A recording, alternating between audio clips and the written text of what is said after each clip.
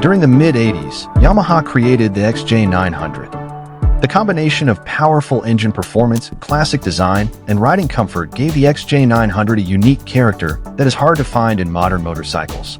They also created the RD500LC, a very special sport bike that is the dream of many motorcycle enthusiasts.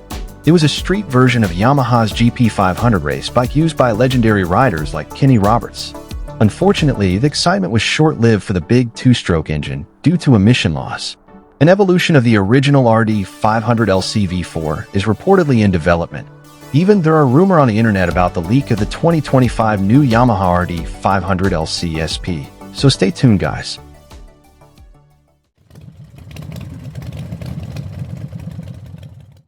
Instead of an 80 brake horsepower, this engine is closer to a true rear-wheel drive, fuel-injected, 150 brake horsepower ram air with YPVS momentum capable of 200 brake horsepower.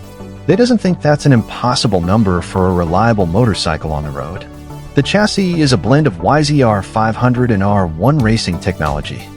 Like the Japanese spec 1984 RD or RZ, the chassis is made of lightweight aluminum alloy instead of steel as used on European bikes.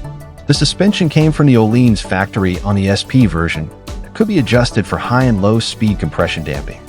With a compact V4 engine configuration, heat extraction was an issue, so the RD bodywork uses vents and funnels to move cool air where it's needed and exhaust warm air where it's not. The fuel tank is inspired by the first generation R1 for exhaust exit from the rear while the seat cushion is exposed.